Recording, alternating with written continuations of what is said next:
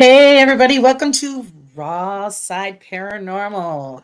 Hope everybody's having a great time. I'm here on location, so you guys can see it's a little bit different here, a little brighter, different background.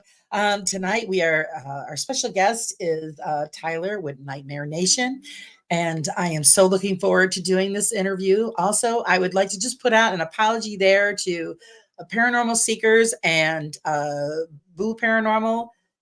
Saturday's the only day I could get Jeff or Tyler in here. So I really apologize, guys. I didn't want anybody to think I was stepping on any toes. So everybody, just please help me welcome Tyler from Nightmare Nation. Hello, Tyler. How's it going? Pretty good. How are you? Good. Just doing cleaning around the house. Catching up on everything because Yep. You work all week. I know, crazy schedule. Yeah, it sucks. Yeah, because I normally do Wednesdays because I figured out that's the safest day to do anything. Yep. Because everybody has their set times and this and that, and so that's why I told the guys earlier. I'm sorry, I says, but this is the only time I could get you on. Yeah, I have like Fridays and Saturdays off. That's about it. Right. So and those are always booked up with everybody's lives, and I just didn't want anybody to get mad at us. So, hey Jan, hey, stay tuned, welcome. So I just put the apology out there so they know that we didn't do it on purpose. We didn't do it on purpose. So actually what I'm going to start off with is just tell us who Nightmare Nation is. Well, Nightmare Nation, it started off pretty much me and my friend Mitchell. We've been doing videos for years. Like we've done gameplay videos, exploring videos, skits. We've just been doing all sorts of production stuff for years, and we both been into paranormal stuff, and we bought a haunted doll on eBay as like a kind of a joke thing because we don't really believe in haunted dolls from eBay. Right. So we did that, and we bought some paranormal tools like EMF detectors, and we had a Ouija board, and so I'm just messing around, and we're like, we could just go to locations and try this, and that's what kind of started it. Started the whole thing. Fantastic. Yep. And pretty much what made you, it was actually, well, and that's the next question is what made you become interested in doing investigations and the paranormal? Was it just for the hell of it, or did something happen? I've always watched, like, when I was little, me and my mom used to have our like Friday night stuff because my mom had Friday nights off.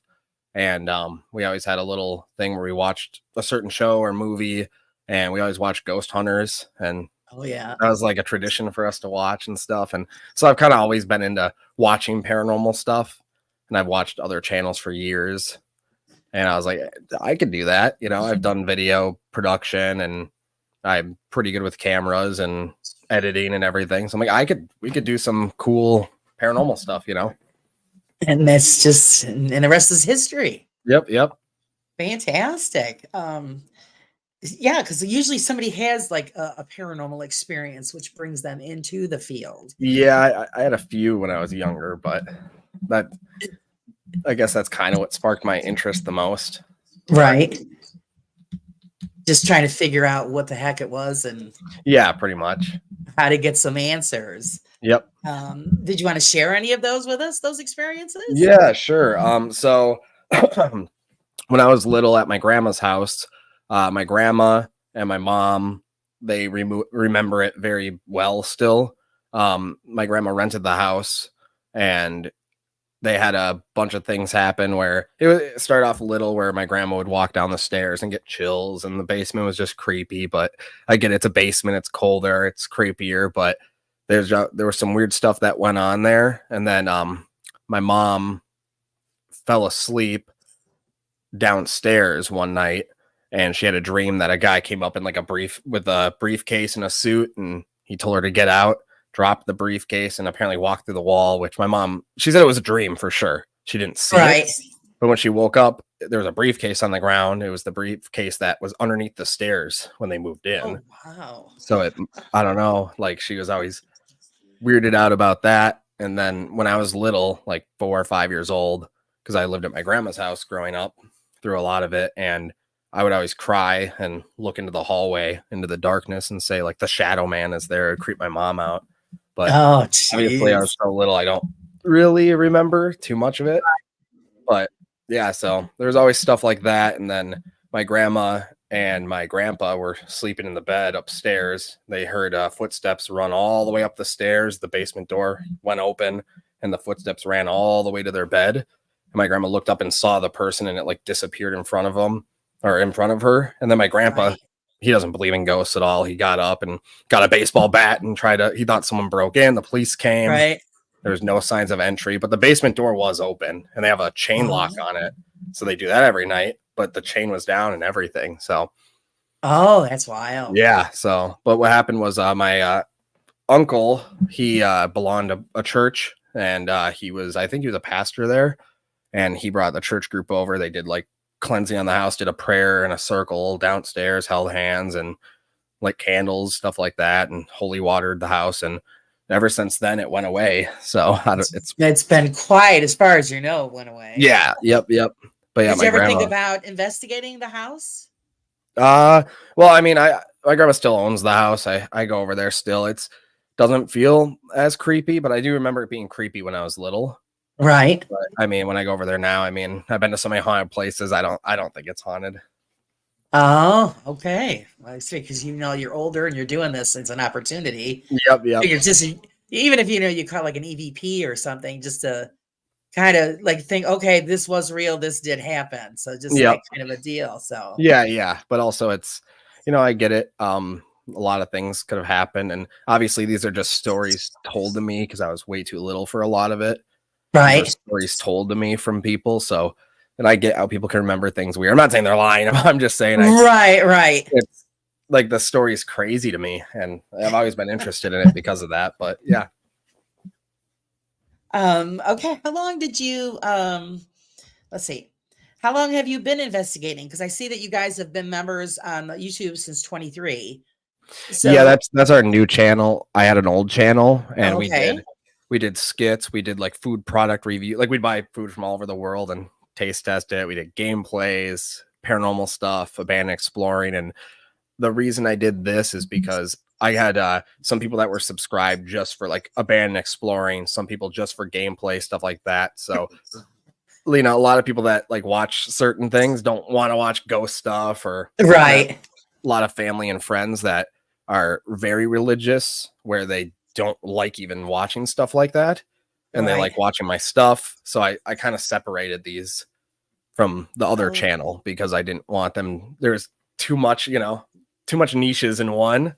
Right. So we've Yeah, because I been, try to mix it up too, so that yeah, people just don't lose interest. yeah, So which I think that's fine with doing.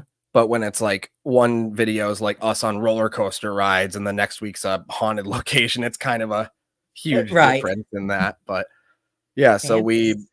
there we go. Lizardio, that's my cousin there. She Oh yeah, does he said camera hello, work on a lot cousin. of our Hi. stuff. Hi, Steve. Welcome. But Yeah, so it's that's what I'm saying. You have to mix it up. yeah, of course.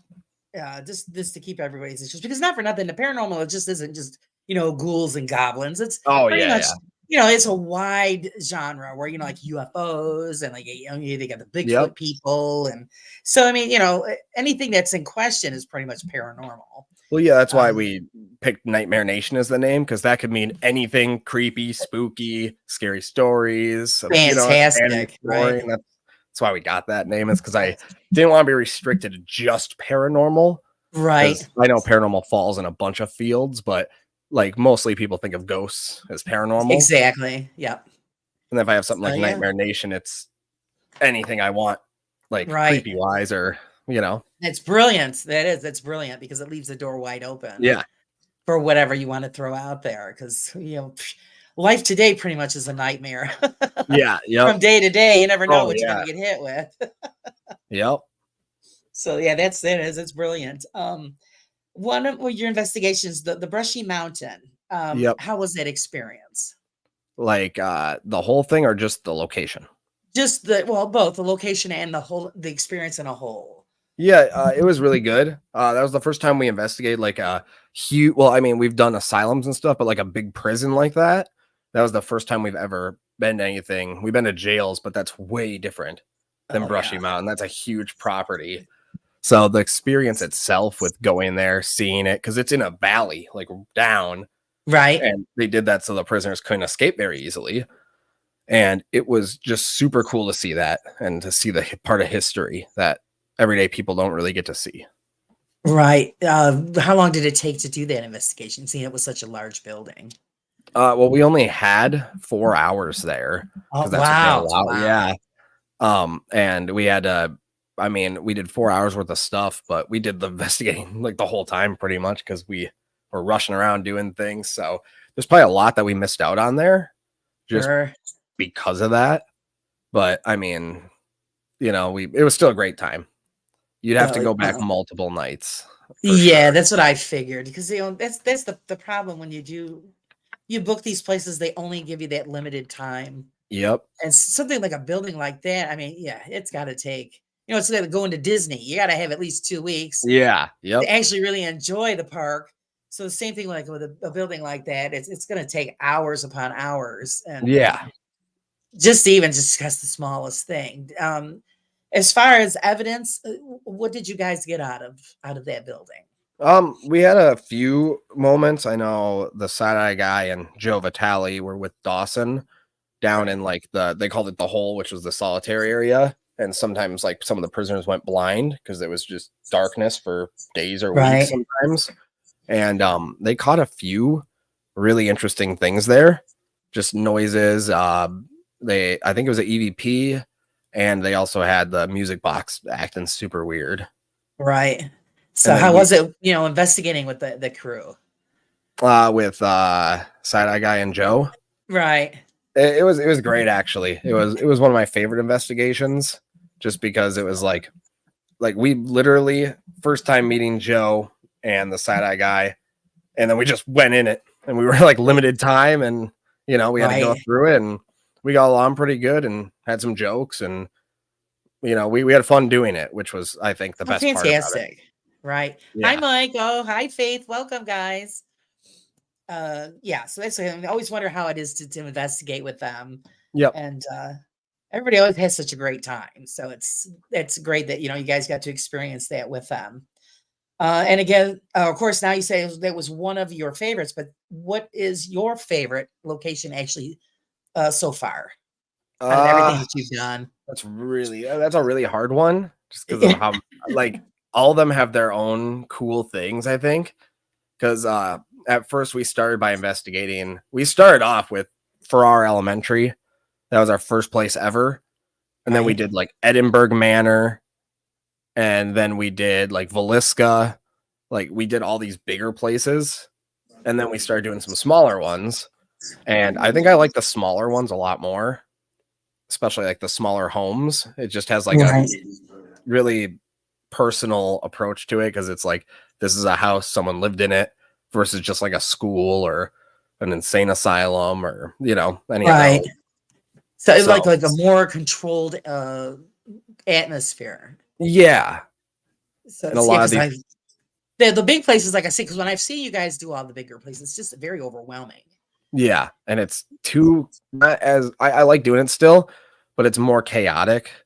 I like it where we can slow down a little bit. We have longer, because the houses, they usually don't get as much attraction as like some of these big, like Waverly Hills or Trans-Allegheny or any of those. So I thought it was super cool when we do these homes. They usually give you more time. You can sit down, you can relax. It's a smaller area. You don't have to rush around, try to remember if you forgot anything scattered throughout a prison or anything. It's so it's just much easier on you guys as far as gathering all of your equipment and everything. Hello, Crow. How are you? Crow Daddy's here. Wow. Crow Daddy popped in and graced us with his presence. I had a hot dog for lunch, Crow. Let's see here. Okay, tell us about the Sally House. That one actually is very interesting to me. What do you want to know about it?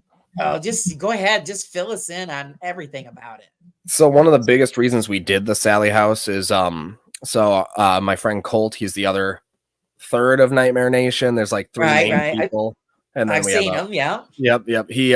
He's a skeptic, and everyone calls him like the resident skeptic, and some people call him like the worst skeptic. He loves that title. No, but no, he's great. He is.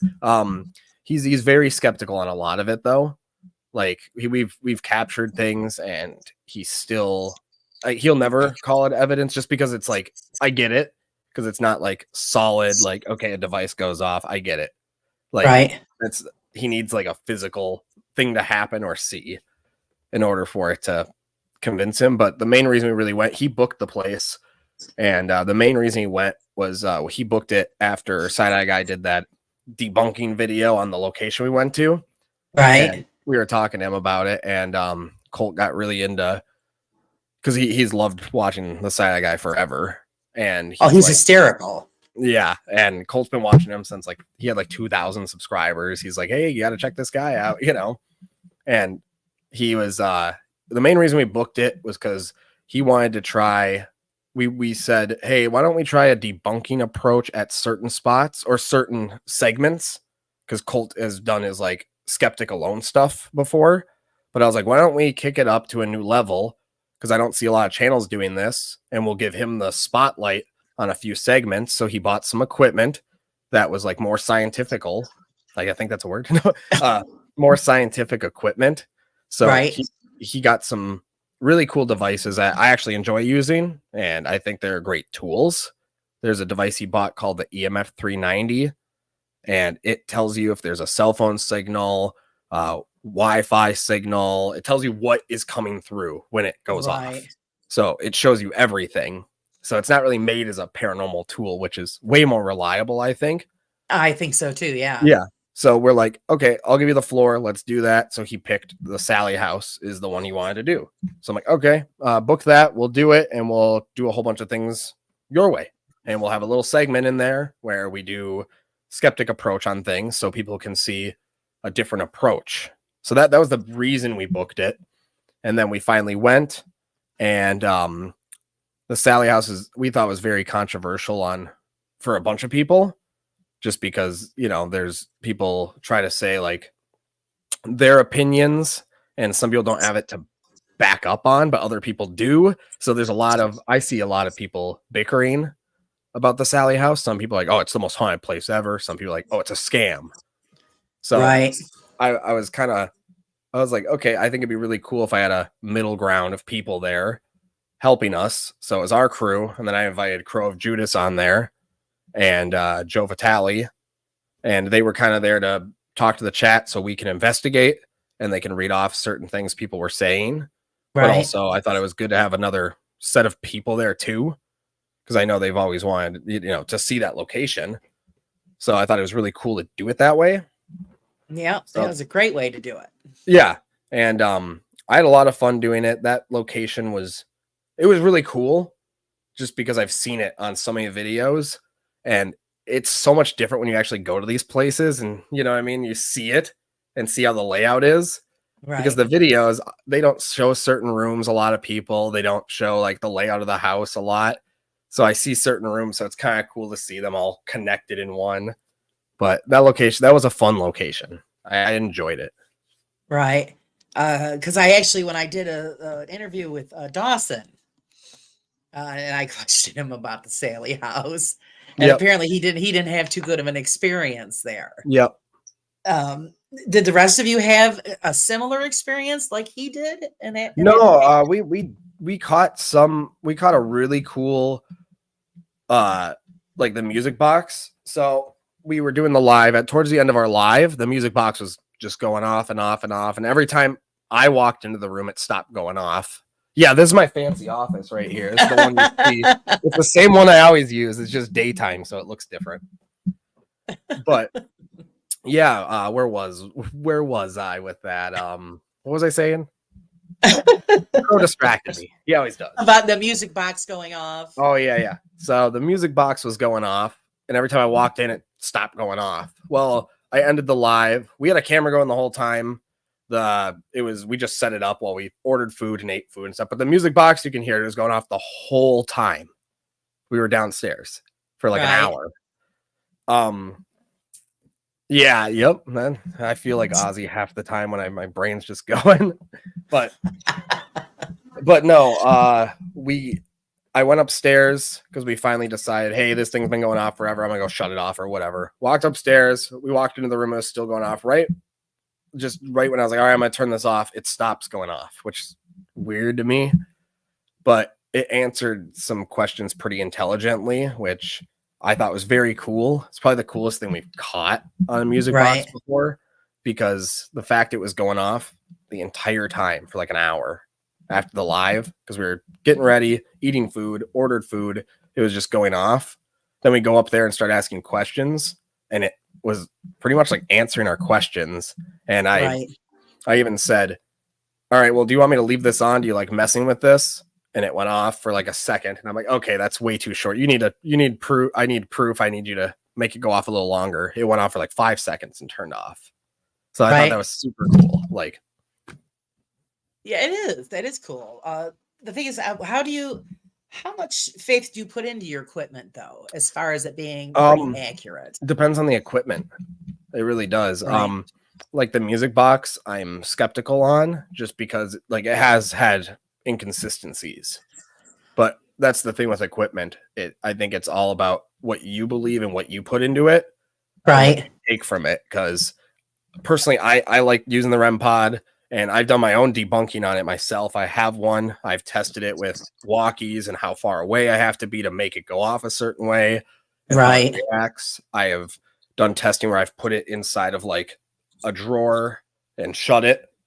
It's not going off. And I try testing to see what can go through that, like with walkies or anything. I've tested it with cell phones, text messages. Me and Colt have called each other with pretty much the antenna touching my phone, and I have not had a cell phone be able to make it go off yet, at least with mine. So I know mine doesn't do stuff like that, but I like to know how it reacts to everything. I've only been able to have it go off with like walkies or like a CB radio type of thing. Right. So like before you guys start and you do your walkthrough, do you go through and check the EMF in a location so that you know what is going on, what you got coming through before you even set up any of your equipment? Well, I like to show it too, though. So we start filming immediately. Like when we get out of the car, we take out the camera and start recording, and we start filming our first walkthroughs in. Sometimes we film us driving up and getting out, first walkthroughs and stuff. So I like to document and film all of it. And then right away, I mean, we take out, we're like, what should we do first? And while we're setting up, we take out all the equipment, test it out in spots. So, and we like to see where, because we've had locations where they're like, oh, there's no power here whatsoever. But yet again, even though the power shut off, there's still power lines coming in, there's circuit breakers, there's still some sort of power running through, you know? Right. So we have gotten EMF readings at places that claim there's no power before. And it's just where it's located on places, you know?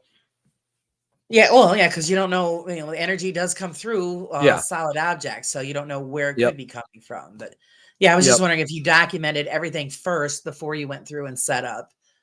We do. We keep it in our heads. It's not. I usually like. It depends on how interesting it is for the video. Because if I'm not going to post like 40 minutes of us mess around with the EMF detector. It's like, I think it's like I would get bored. I get bored watching the raw footage of stuff like that. So I mean, and we do say in the videos like, okay, well, we know this line is right here. This makes it go off. So I mean, it's hard because it still has to be entertaining to watch. Like, because I get bored sometimes just watching the raw footage. I'm like, okay, you know. You're like, I'm not putting this on there. Who nobody wants to watch this stuff. Hi, Sky. Hi, Julie. Because now I lost my train of thought of what I was saying. Because I also questioned a couple of people about most of these places have security cameras, and even it was Joe who I questioned about. Do you think that anything from a security camera would set up a REM pod? So the REM pod, I don't think so. I don't think that's even a big enough energy draw for something to make it go off. It does go off because there is electricity, and I mean the AMF 390, we've done it, we've held it up, even like K2s, the cameras, even our own cameras, if you hold it right up to it, they do make it go off. Cell phones, those make the EMF detectors go off. The REM pod, I have yet I don't think it's a strong enough Okay. pull, especially when it's in the air, like shining down. I don't think it's very Right. logical, but it's possible maybe. I haven't done any research or testing on it, so I'd have to Right. check that out. Yeah, because I did see a video where somebody had the REM pod setting on a piece of furniture, and then it was only like about 2 feet away. There was a camera right there. Yeah. So, and it was going off. So that would made me question, okay, is it going off because of something else, something paranormal, or is it the camera that's setting it off? Well, the thing about I think the reason walkies make REM pods go off is the antenna, because it's an antenna and an antenna. So I think that's how it's getting the signal. So Right. I don't think it's really possible to make it go off like that. Because like I said, I've had it sit around my house for like, I turn it on sometimes and let it just sit while I'm editing. It doesn't go off once. And I mean, I have You TV, got I all have kinds of fridge stuff. right here, and Right. I have another monitor and cords running through. It hasn't went off. Hi, So Dawson. Dawson, what's up? Uh, But yeah, uh, I yeah, think it's because that's what Joe said. Joe said that the camera wouldn't have set it off. But yeah, I still question it because it was so close. yeah, and I Um, understand. I mean, definitely people with REM pods, like me even, we could, if people want to see it, I can do some testing stuff and show people, because I know a lot of people don't have one, or they don't want to drop the money on Right. something Yeah, I like don't that, have one. I So do old school stuff. I don't have all those fancy gadgets. yeah, But I think it would be a great video to actually test that out. yep, Uh, just to educate people on actually, because I've seen other people who've done other educational things with some of these pieces of equipment, but I don't think they've gone in depth enough to actually see what's going to set it off, and what doesn't set it off. Also, I think it would be excellent if somebody would, if they would want to go that far, just try to yeah, modify a REM pod uh, to be well, more yeah, functional during an yeah. investigation. Well, we were trying some experimenting stuff, and Colt, he's a welder. He made like this metal tube to put over the REM pod antenna, and it was like really sharp. And it was our friend Kyler, who's in our videos. It was his REM pod. Colt like put it on it, and he like broke it by trying to do it that way. We were trying to see if like that would block the antenna. You know what I mean? Right. So we've tried experiments with them, and I realized that something like that is like, because it is plastic and metal, a big metal pipe going over it's gonna probably wreck it. You know what I Exactly. mean? Well, yeah, because actually, not a lot of people know there's really not anything to them. Not really. No, you I can mean, like, if you, they're pretty much a Therman, really. there's really nothing to them. So Yeah, I'm thinking if they, yeah, if they could, somebody could come up with a modified version of one, um, especially because I know a lot of them they do pick up like room temperature. yeah. There's a setting. I never turn it on, but the room temperature one is different. So it'll be blue if it gets colder, or red if it gets warmer. It'll do a certain like amount of beeps, or like a speed of beeps, depending on how big Right. a fluctuation it is. But you can tell a difference even on watching people's videos, because the normal touch is colors and it goes up. That is Right. just a beep, and the light will like flicker. You can tell when it's Okay. temperature But it versus, doesn't give you like, it doesn't give you like a reading of what the temperature of the room is. no, it just Oh, detects okay. like if it's getting colder or warmer. Oh, okay. See, I think that would be great if it had like an actual, like a Yeah, digital readout. that would be cool. That's a really good idea, actually. Like, So, or because that's even what just when like, I'm going in somewhere, I have yeah, a thermometer, a house yeah, thermometer that I bring in. So it tells me the room temperature. And then, of course, I have a thermal heat gun so that I can, once yep, somebody says, oh, this spot's cold, then you can direct it right at the cold spot. yep, And so you could, you could check those things. But I think it would be great if it did have a digital yeah, readout on it. Of course, then it yeah. probably That cost would $1 million. yeah, no, that'd be awesome. Yeah, we use a thermal, and ours though is like, it's more like if you put your handprint on it, it's like surface temperatures, not like, room temperatures. So Right. Right, because a lot of people say that when they're going through on an investigation and the room is one temperature, and then when they get to a certain spot, they're like, "Oh God, it's cold here. Or this spot is cold." yeah, So I think that's very important that we keep, track of that information because there's a reason why, you're in a room that's 60 degrees, but that one spot is 30 degrees. well, yeah, and a lot of people like I think a lot of the investigators do kind of a poor job sometimes, because I've done it. I've said it before where I'm like, oh, it's cold in here, it's warm in here, but really, like even structures of houses, like the room I'm in is way warmer because of the way the walls are and the Right. insulation. And there's less insulation in this room because it was an added on room. So if it's hot outside, it's gonna be hot in here. If it's cold outside, it's gonna be cold in here. And there's Right. other locations that are old. I mean, you got to take some logic Right. into Right. consideration. All of that into too. consideration. Right. Yeah. Right. That's what, yeah, a digital thermometer or a flare thermometer. Yeah. Just so you could just check the spots because it's Yeah. very common. And like you said, you have to take into consideration the property that you're on. But, you'll hear a lot of people saying, well, I'm standing here and something cold is touching me or, so I'm Mhm. touching my back or whatever. Then I would like to be able to get that, center in on that spot to see what it's registering Yeah. and then, go from there. Yeah.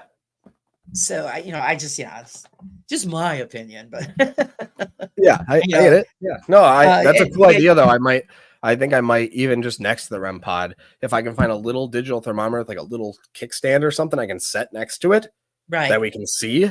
That'd be kind of cool if the temperature was fluctuating to see if it went down or up. I think that's a good idea. right, yeah. Then yeah, because that's what I use. This is a small one. You just set it Yeah. wherever you want, and then I can keep track of what the temperature fluctuation is in the room that I'm Yeah. in.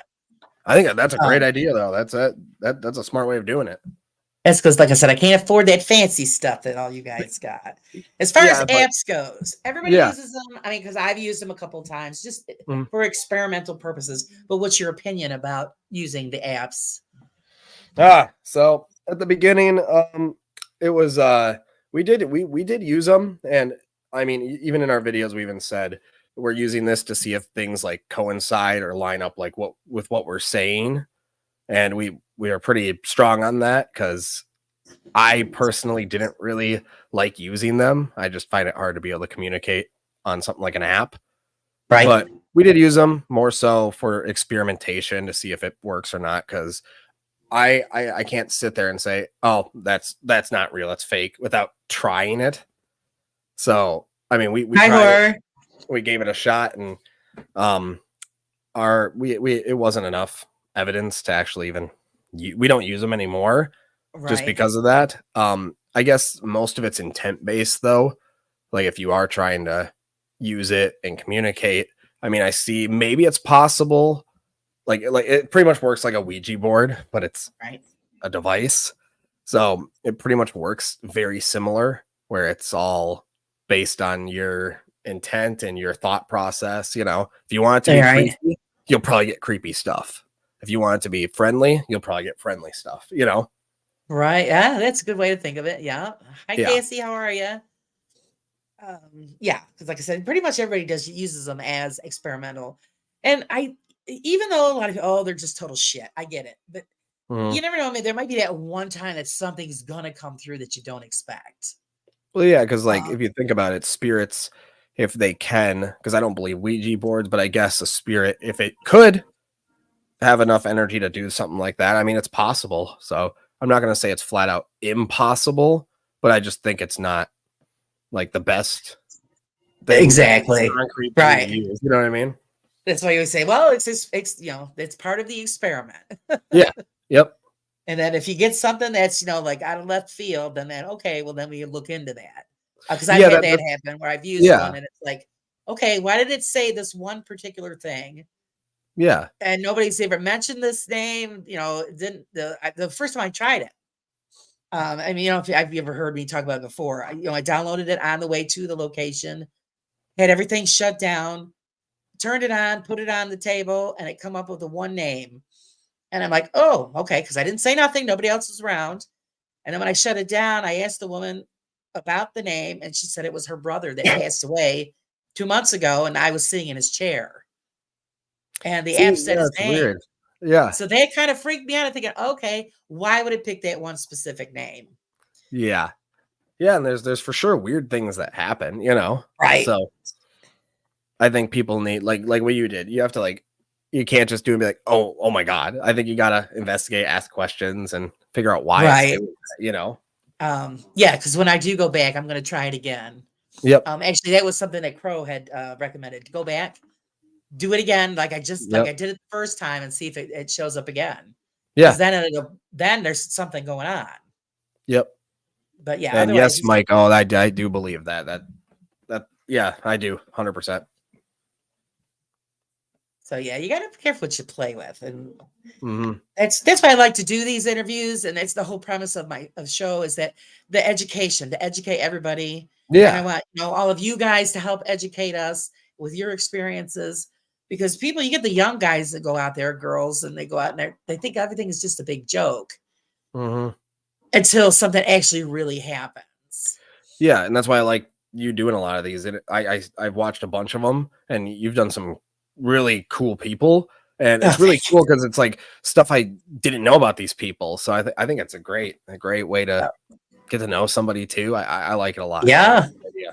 So yeah, it's just, I mean, we are a community, so I figured that's just the Yeah. best way to just to get it out there and pick your brains. And yeah, I just jump in with both feet, and whoever says yes, that's what I get. So Yeah. that's That's how a you cool got one. to That's do cool. Yeah. it. As far as the demon house, what are your thoughts on the demon house? Which demon house? The one there with Dirty Gertie. Oh yeah. The Steve House of the Dead one, right? Yeah. So I think the place is haunted. I do. I think he does have a haunted location there. I have yet to see, because I know people say it's not on. There's no bodies there, stuff like that. But he claims to me that he does have documentation of that. I've never seen it. Right. Hi, But, Gregory, and thank you. I mean, the Steve there. I mean, he's a crazy character, and he's fun though. He's a good guy. He's fun. I like him. He's a really nice person. But yet again, we still don't know what actually happened, because I mean, we could have been influenced, or it was actually experiences we had. So Right. I mean, the location is definitely haunted. I don't think it's haunted by exactly what he says, or even people there say. Like I don't think there's a demon there. That's my opinion. Doesn't mean I'm right or wrong. It just means I don't think there was, but I definitely think that location is haunted. I do. Oh, okay. Because yeah, that was one of the questions I was going to ask you. Is it local legend or is it fact? And as far as the guy, I mean, I've heard things about this man where he has staged things to make it a little bit more than it is. So, I mean, that's why I wanted to know about your experience. Do you feel he like was cool. I think definitely there were some instances where we were kind of, it depends, because like the door opening, I didn't realize until like afterwards, because when I left it in because of our reactions to it, I wanted to show people what it was like. And there's a door that opens, but I know for a fact, even watching other people's, because we were like the second people ever to go there, like that filmed a video. So the only one out was Paranormal Files' video of the place. And I didn't watch that before we went, but he opens the door just like in Paranormal Files video. The other door swings open or shut, and it is for sure like from the air current. And I don't know if he, it's possible though that he thinks that was a spirit. Maybe it was. Who knows? But it depends. It's how you look at it, I think. Okay. But you pretty much think he's genuine? I think so. I really do. He does like a haunted taxi thing. He's up all night and driving around with people and doing a haunted taxi thing, and drives all around Atchison and shows like a tour. And then, I mean, he was chugging 5-hour energy drinks. So I don't think he slept very much, but I think he's a genuine person. And obviously I think he does. I don't think he's really out there scamming people. That's my opinion though. You know what I mean? Right. But I mean, so other people have even people that went there have different opinions. So I guess it's all on how you take it. But now, any places that have you visited? Have you any of you like been scratched or touched or experienced any kind of physical things? I mean, I've gotten stuff where I've gotten migraines at certain locations, and I've had other people feel pretty ill at certain locations that we've been with, and then they go outside and they're fine. Scratching wise, I did have a weird scratch on me. My back kind of burned a little bit. I had a weird like V or like a Z type of scratch. Me and Dawson, Colt, and Mitchell went to a location called the Fox Den in Belle Plaine, Iowa. And I think we were the second group ever to investigate there. It's not really like a publicly done place. He let us go there, investigate. And the owner is really cool. But that they have a picture of it and a video footage of it. And I mean, it's a very weird scratch. I don't know if it was something paranormal or if it happened earlier on in the day. I don't know. But I noticed it started burning when I was there. And they showed it on the video. Dawson videotaped it and saw it. And it's a weird looking scratch. It really is. Yeah, that's well, is that the spot where Dawson ended up being sick? No, that was one of them I watched. I forgot which one it was, where he had to go outside. Oh, that was yeah, that wasn't there. I don't remember what location that was, but yeah, that wasn't there. Nobody there really felt sick. We did have some really weird things happen there, which, like I said before, that was a small location. I think those places are better and more genuine most of the time. Especially when it's not a huge advertised place like some of these places. Right. Well, yeah, because it's kind of like, fishing, if places get overfished, it's, same thing with all these sites. I mean, it's great that everybody goes to them, but I think a lot of times they're played out and people would like to see everybody go to places that nobody knows about. Yeah. Because then it's all a new adventure. Let's see. Well, I gotta go see you all next live, whoever it is. Thank you for popping in, Mr. Crow. Goodbye, Crow. Hope you're feeling better. Yeah, so I think that's what people are going to start looking for, is for you guys to start going to places that we don't know about and doesn't have so much hype. Yep. I think it would make the adventure even more interesting. And like you said, I think more things are going to actually happen at those locations because nobody goes to them. Yeah. They're not not played out. Yeah. I mean, and like I said, you guys all know that, and everybody knows that you have to go more than one time. Yeah. To document things that are going on. But some of these, like you said, how many times can somebody go to Bushy Mountain or, And I think people they're getting boring just because it's like, oh, we're back at this place for the 8th time. I'm like, there's 12 videos. Right. And in like 1 month. I'm like, okay. Nothing else going on. Yeah. So yeah, that would be great if everybody would start putting out things that were just newer locations and, share that history, because that's really another point of this is I love the history of all of that stuff. Oh yeah. The stories that go behind it, and then when you show the footage, so we know what's going on.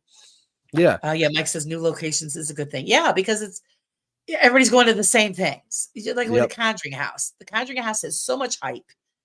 And like with Joe, I agree. I don't think it's the house. I think it's the property. Yeah. That is the haunting there. But now that you've got new people that take over, and then they put limitations on what you can and cannot do. Yep. So, because it would be great if they could have done a full investigation of the property itself. Yeah.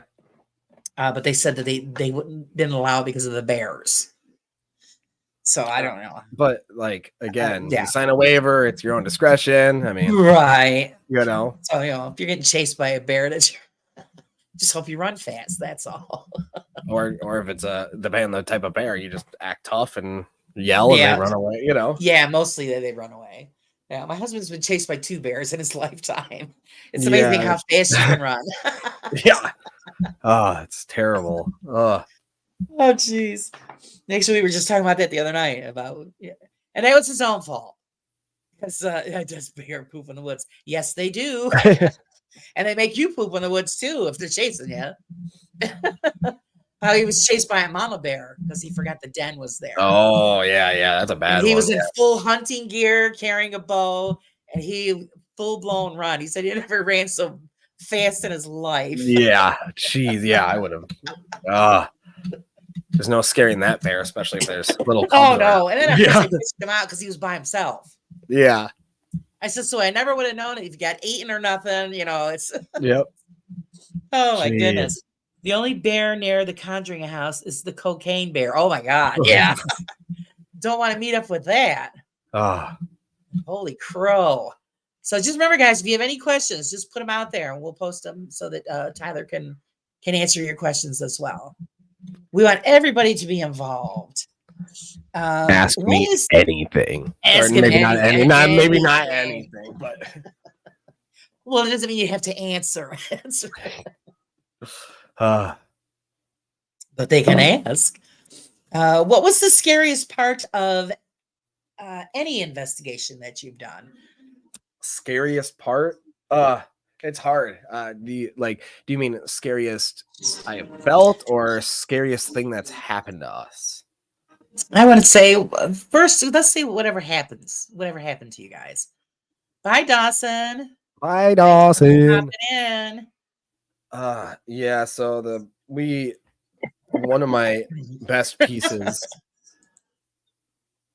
questions because I know everything about him. Oh yeah, fine. Oh, well, good. Then you can fill us in on some stuff. Yeah. Well, Liz was actually there for this one. At Glenbeulah School in Wisconsin, we captured probably one of my best things. Actually, I do call it evidence. There's probably only like 3 or 4 solid things I've caught that are absolutely unexplainable. And it happened at the Glenbeulah School I was with. We teamed up. This was the first time we ever met him or teamed up with him. His name's Fernando from the Green Hornet Squad. He's been on a hiatus for a little while. I don't know when he's coming back to doing it, but he's done investigations, and normally he does cemeteries and like dams and stuff outside. So that was his first like actual inside location that he's ever investigated. But we went there and it was me and him laying on the gym floor, and he was kind of taunting a little bit, more of like passive aggressively. And there was footsteps in the gym and it ran up to us. You can hear it clear as day. Wow. And that is there's no way to explain it. Like, I'd love for someone to explain it, that was the most scared I think I felt on an investigation. Cause really we're laying down on a gym floor and you hear footsteps running up to you really fast. And I thought it was my friend Seth. I thought he was running up to me to like scare me, but no one there. But either way, a spirit or Seth or somebody running up to you, you're gonna have like this fight or flight response, So did you guys get up and run, or did you stand your ground? I sat up fast. I didn't run, but we both sat up pretty fast.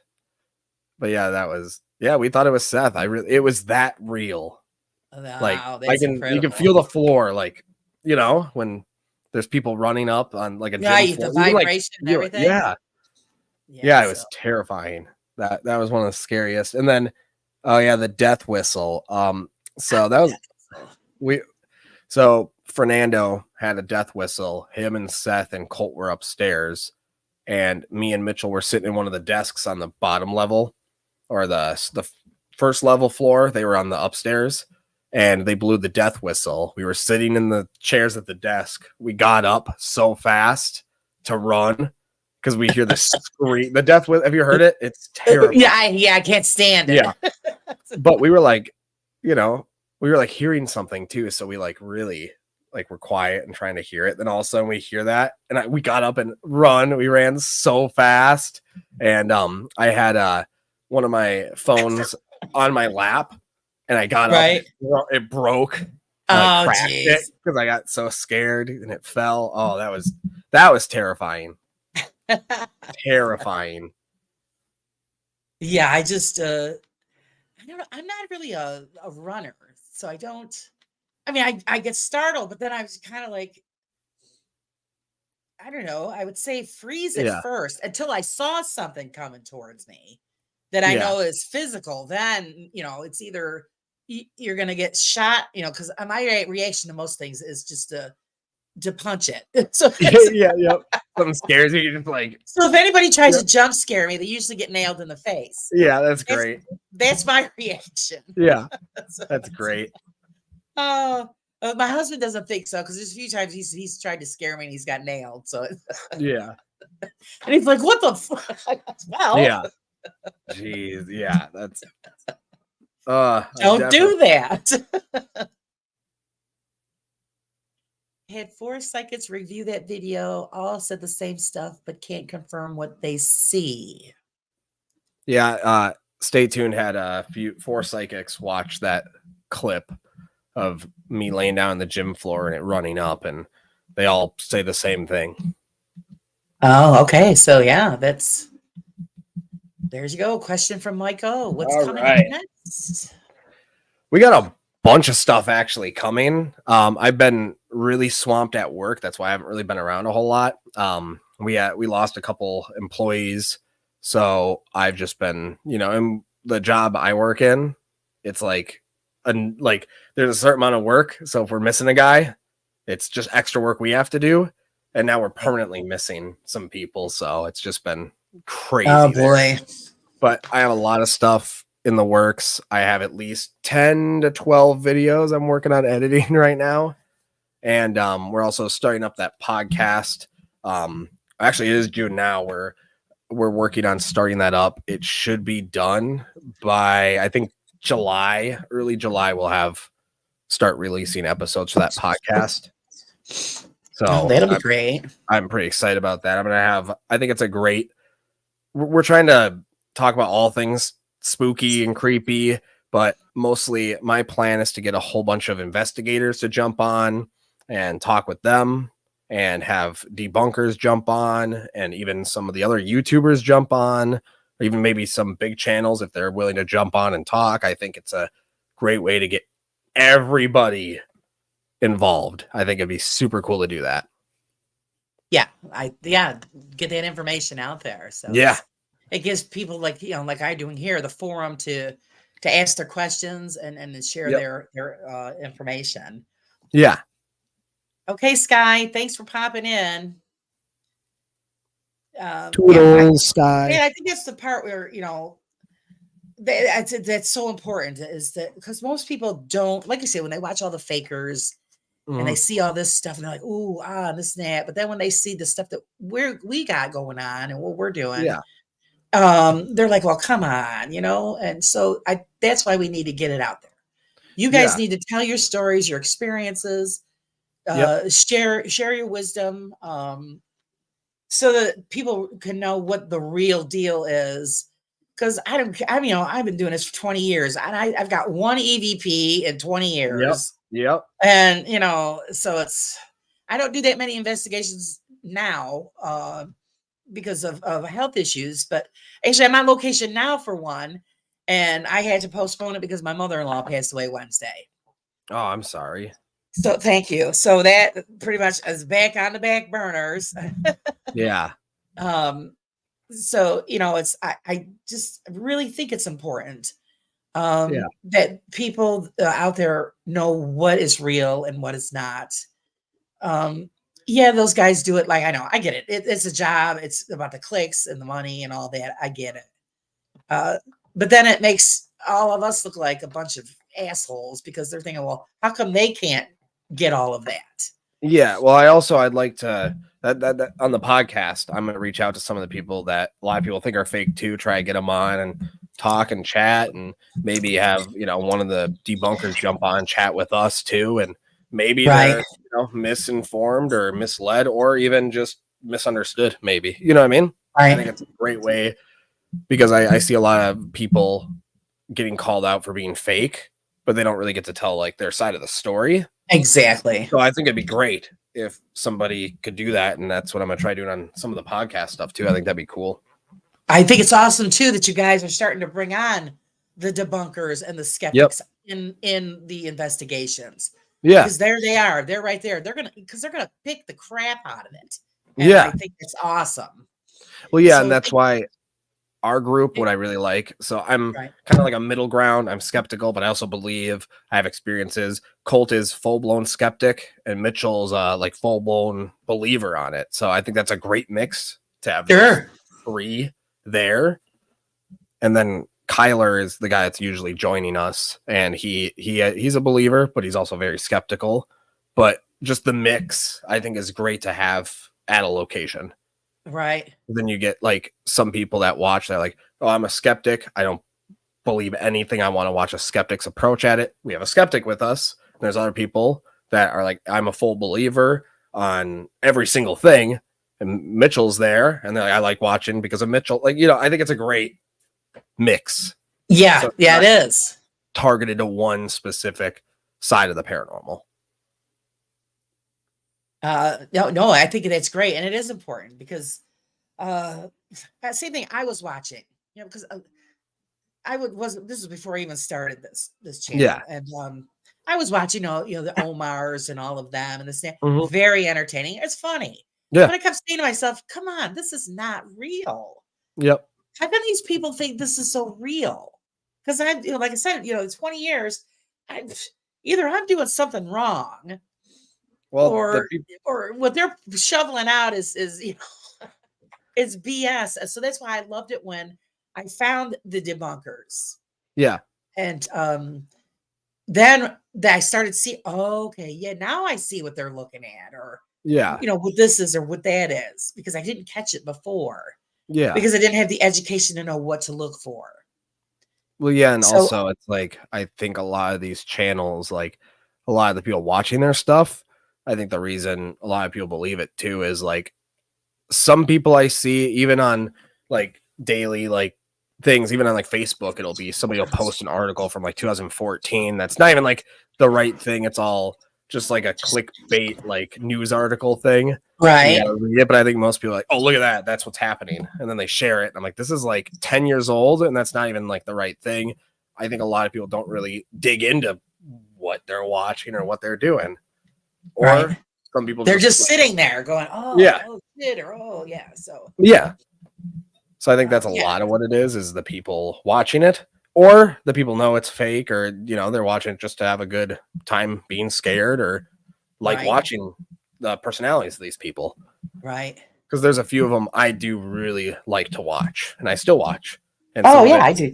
yeah, I think is maybe it's fake, but I still watch it because it's entertaining. Like That's exactly right, because that's what I do too. There's a lot of them I still watch, and I think Yeah. it's just they're entertaining. yeah, and there's And some so that if I you got really nothing else enjoy. going on. Usually Yeah. when nobody's going live or I've got nothing going on, okay, let's see what's going on in this one. And, Yeah, it gives you a good laugh. You're entertained. yeah, And so but I still think it's really important that we all just get the word out like we have been. Because I've noticed, since I've started this, everybody is doing their little bit, and it's proving that the side that we're on, it actually it does exist. yeah, We just haven't found the proof. And you guys and everybody's doing the work to find the proof, and you're doing it the right way. yeah, And you're not ripping people off. Like same thing like when I did some interviews with Jeff from Boop Paranormal, because he's mostly residential, yep, and these people pay for this stuff. Hi, Cheryl, and they're just getting screwed. yep, And I see his passion for it. He wants to get it out there that don't play around with people. Yeah. Don't take advantage when they're at their weakest. Yep. And just tries to help them contact legitimate people to help them take Yeah. care of what's going on. Yeah. And I think it's just totally important. Okay, so okay, we went over that with the guy about thinking stuff was staged and everything. You said no, he was pretty cool, which is good because, like I said, I heard things about that guy staging stuff there at the Demon House. Yeah, And- I haven't seen anything. I mean, Right. people say that, but they have yet to tell me what it is he staged. You know what I mean? Right. Actually, I don't even know. It was a few videos I seen, and the question, the question marks started popping up. Yeah. Okay, and then I'm going to go back to Dirty Gertie and all Yeah. of these other objects. Do you believe that objects can be haunted? I mean, there's a lot. I personally don't. It's my opinion, but I've never experienced one. I have it's a weird thing. It's like a battle in my head about it where I'm like, there's times where I'm like, no way, absolutely not. But then there's times where I start going, maybe. And then maybe I'm, then I'm like, oh, this doll might be haunted. Not like it depends on what it is, because like the Annabelle stuff, I mean, I do believe it. I've looked at a lot of stuff on it and researched it a lot and watched so many people, and I watched, you know, even debunkers talk with people that knew the Warrens and stuff, and Right. it's possible, I think, but it's weird. It's like that with like haunted stuff too, because I've had a lot of experiences, but then, you know, just sitting at home, nothing's happening, where I'm like, oh, yeah, they're not, that there's no way it's real, like, you know. But then I go back to a place. It's a battle in my head on it. So, Yeah. So pretty much you're just on the fence. Yeah, and it's hard. I'm on the fence, and I don't know what I'd have to do to tip one way or the other, like fully. Right. Which is why so we you bring keep up the Annabelle deal. It's just in a glass doll box. Doll case is what it's in. But there's not actually proof that's the real Annabelle at this point either, exactly. though. And the thing, my question is, okay, if it's haunted, all right, and there's an attachment to it, what's stopping it from leaving that case and attaching itself to anybody that comes to Nothing. visit? It's for scare factor, I think. I think so. For scare factor, 100%. It's because the glass if case. energy can go through the glass. Yeah. I think a lot of it's scare factor, and I think a lot of it started in The Conjuring, where, you know, I don't know if maybe they always had in the, like, with that sign, the positively do not open. Well, maybe they always had that, but I think it's more of a scare factor, even if that was how the case was back in the day, because, you know, they had their haunted objects room there at their place, and I think it's entirely for show purposes, even for like their family or friends coming over or people checking it out. That's what I think. Right. Like, you know what I mean? Don't touch the case. Yeah. Not saying it's not haunted, but yeah. You know, it's like, well, what's stopping it from getting out of there? Nothing. Yeah. Well, if I was a spirit, or even they claim it's a demon attached to her. Right. They don't have rules. What are you talking about? Like, yeah. Like, oh, they do. They have to listen. I was like, they don't. I don't know where, you know. Right. Where did they get that from? Yeah, everyone's like, oh, they have to listen. If it was the case that you just tell them to go, and it would be the end of it. Yeah, I'm like, I mean, if I was a demon, or I wouldn't be. I'd be like, what? What are you telling me right now? Like, you cannot follow me. That'd make me want to follow you. You know what I mean? Exactly. Just yeah. Just to be annoying, because that's all they're gonna do.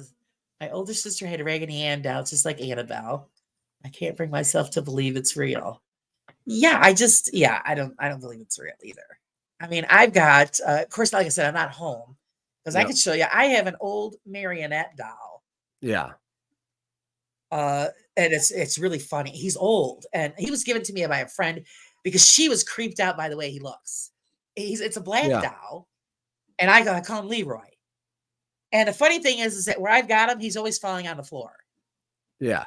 No matter when I go into the living room, he's on his face on the floor. And I'm thinking, okay, Leroy, knock it off, sit in your chair. Yep. But I don't think he's I don't think he's haunted. Why is it always the creepy looking dolls? Why? It's never the nice looking ones ever. It's always the ones that like look like they were shoved in dirt and caught on fire. Like, this is the haunted doll. I'm like, why? Why is it the scary I have to post doll? a picture of him so you guys can see, because he is kind of freaky looking. But yeah. The one I ordered on eBay is actually like right back there. Actually, right. It's been here I've had it for like 5 years now. Nothing's really. I've had some weird staying right there. Something weird did happen when I did buy it. I don't believe it at all, because it was a $20 like haunted doll from eBay.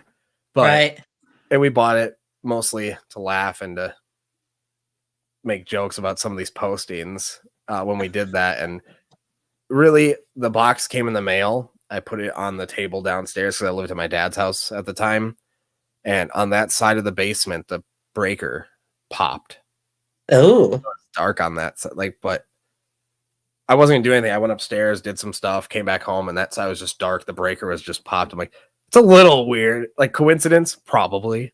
But it was just very weird that it was on the side that the doll was on. Right. The timing was perfect. Yeah. Added to the Julie, you don't want to come to my house. My house is loaded with porcelain dolls. And then I have a couple of primitive folk art dolls. They're creepy. But yeah. But they make me laugh. I think they're funny. Yeah. I mean, I have friends that their kids won't even go in my living room because the dolls. Oh my God, the dolls! Like, oh, it's just a porcelain doll. It's Yeah, my great grandma, she used to have this doll room at her house when she owned a house. That's where I always stayed when I spent the night there, and it was just like hundreds of dolls on shelves. all these eyeballs staring Yep. at you. I was so scared sleeping there when I was like 5 or 6. That's terrible. That's funny. Oh my God, I don't know. I don't. What does he say, Mike? Oh, my daughter did too. I don't believe in it either. Yeah, I don't know. I just think it's all just a bunch of hooey until it's actually proven that something. When I could see it move on its own. Yep. Then I'll believe it. That's why. Then I think it's just all legends and Yeah. Well, a lot of these just to build that hype up. Yeah, a lot of these locations have doll rooms, and Colt makes it very like apparent every time where he comes up and he asks them. He's like, "Do any of them move around? Are they haunted?" And I mean, it was because one location said yes, one of the dolls moves or changes position, so he took pictures all night of the dolls, and that one location said that. And every other location we've been to, he's like, "Are the dolls haunted?" And they're like, "I don't know." And he's like, "Yeah." And then he was like, "Do they ever move around and switch places?" And most of them are like, "I don't really pay attention that much. They're just dolls that people brought." He's like, "Are they haunted though?" But at least they were being honest. Yeah. It was only like one location that said the dolls were haunted and they move around. I think it was 1 or 2 maybe. And every place has a doll room, if you've noticed. Oh yeah, I've noticed that every one of them. Yep. And there's always some kind of big story behind, oh, you sit here and yeah. So yeah, sure. Yep. We'll go with that, sure. But yeah, until you actually see it moving. Yep. The same thing, like with people that orbs and all of that. A lot of people do believe. Most of the time, yeah, it's bugs, dust, whatever. But if you get one and it actually has some form of direction and moves on command, then you might think, okay, you got something going on there. If it moves on command, yeah. Other than that, I don't know. Even people try to like showed it to me before, like, oh, orbs. I'm like, what I always think about, because I used to film skits and stuff in my childhood too. My sister held the camera, and with the light in the basement, we're jumping around. You could see the dust. She's like, "Oh my God, there's so many orbs." And I was like, "That's dust." And that's always what I think about. Hey, there's Colt. Hi, Colt. Would Colt like to join us? Just let me know. Colt, you want to jump on this? Let me see if I can. We were just talking about you and the haunted dolls. Yeah. Let's do that. See if that works for him. So yeah, that's great though that he does that. He goes in there and I just put it up in the chat. Hopefully that works. I'm not good at sending links. I can send it to him too. Oh, okay. Yeah, he's Tyler's gonna send it. I haven't gotten that advanced in in the YouTube world. It's only been a couple of months. But I love it that he does that. Are the dolls. Because then you put people on the spot. So am I going to go with this or am I not going to go with this? Hello, Mr. Cole. Oh, there he is. Hey, how's it going? Pretty good. How are you? Doing pretty well. Good. I was just telling you a story about the haunted dolls. Oh, well, the haunted dolls always terrify me, even though I'm the neighborhood skeptic. Because they're always in a room looking at you. Right. That's the scariest thing. I think as far as that's going to go. Yeah. I was just telling I think it's great that you asked that question when you go in the doll room. Yeah, I know. Usually they could take advantage of it. Yep. Usually they always are like, "Aren't you the skeptic?" Like, so like, do you believe in dolls? Like, there's just like, I don't know. Just ever since I've watched like the movie, like the Chucky movies, they've like always terrified me. So yeah, well, yeah, that one would scare the hell out of everybody. Oh yeah, especially if you're like 5 years old watching it. Yeah, and I'm like, I don't want a Chucky doll in my room ever. Well, if you're feeling that way, you wouldn't want any doll in your room, because you don't know what's going to happen. Yeah, for sure. What's it like investigating with Tyler? Terrible, right? It's so bad. Give us the fun. dirt. No, he's a piece of shit. No, I'm just kidding. No, Whoa. he's I have a lot of fun doing it. It is really, I know when because our first investigation was Farrar, I believe, right, Tyler? Was it Farrar? Yeah. And yeah, I had a lot of fun at that place. It's just like what got me because I know like when we first started investigating, I was like, maybe ghosts are real because like you hear all these stories and stuff like that. But then when you go to like so many places and you don't really experience anything, you kind of just have a different like mindset to it. Like, because I go to these places and I hear like, oh, this tree is cursed, and like this and this claim, and then like I try and like confirm it and stuff like that. Then I'm like, I don't know about that, like, or like the dude at Farrar was like, if you sit in this room, because we were trying to like be like, oh, hey, so like, what do you suggest a skeptic do or whatever? And he's just like, just sit in this room for 10 minutes. No one has ever gotten like not an experience in this room. And then I go and sit in there for like a half hour. Don't really experience anything. So I know for me, they're fun. Even the road trips, even though we got to sit in a car for 10 plus hours sometimes. You just always wish that like there's places in Minnesota, but I think coming up here we're going to do like a couple of haunted hotels and stuff like that. I don't know if you're going to mention that, Tyler, or not. Now you ruined it. Well, actually, no, I was going to ask him what was the next adventure. Yeah. Do you want to talk about some of your haunted hotel challenge things? Yeah, so I came up with this idea. I kind of asked Tyler a couple of years ago. I don't know, it was probably 2 years by now. Yep. Where I was like, what about haunted hotels? Like, what's your take on haunted hotels? And he's like, I mean, we can do it. Definitely, like, it's much easier to do like a haunted hotel. And me being a skeptic, I was like, why don't we have like do a haunted hotel? We kind of like talk to the owners, stuff like that. And I try and have it be like maybe like Liz, Seth, a couple other people, like they get their own room. And I have pay, I don't know so we're trying to make it like maybe 1 or 2 of the rooms be haunted and like the other 3 not haunted or something like that. Or maybe none of them are haunted. I mean, all you guys can figure it out. And it would just be nice to see like if any of you could get it right. Because I don't know, right. It's trying to figure out the logistics of it. So like having 1 of the hotel rooms be haunted and like the 4 not be haunted or something like that, or 2 of them be haunted, or maybe all of them are haunted. All right, let me chime in because you're getting kind of confusing here. Yeah. So the haunted hotel challenge that Colt was talking to me about was having us like rent out a bunch of rooms at a supposedly haunted hotel and ask them like what the most haunted rooms are, and maybe book out 1 or 2 that are haunted, and then book out like the other 3 are ones that people really don't get an experience at all. And we all investigate each other's rooms. Then we stay the night there, and people have to guess on what room was the haunted room. And yeah, that's a better thing. Yep. Yeah. All right. Yeah, that would be interesting. And I've never really seen anyone do that either. So I think that'd be kind of cool. No. So yeah, that'd be really cool. So maybe the prize. Because everybody's going to be trying to guess. Yep. What's going on, what room are they in? So. Yep. Yeah. So at first, it's probably going to be cash money out of my pocket. Like the room gets paid for, plus I get cash and maybe some dinner or something on me or something for starters. And then maybe afterwards we'll up the ante.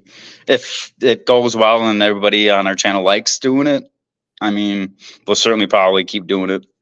And obviously if the audience likes it, pending, don't steal this idea. Yeah, it's patented. Wait, let me write it down. Yeah. So like my very limited on doing any investigations. I'll do all the interviews. How about that? You just have to come back and tell us all about it. Oh yeah. Anytime. So yeah, they would. So you guys don't have a lot of things locally that you've done, or we did the Boyd House. That's like the only one. The Boyd House is in Minnesota. That one they let you go. That's almost in South Dakota though. And South Dakota is like, I mean, it's a 2.5-3 hour drive from where we are, but that's the closest place really. I'm trying to talk to this place called the Grant House Hotel up in Rush City, Minnesota. And that's only like about 45-50 minutes from my house.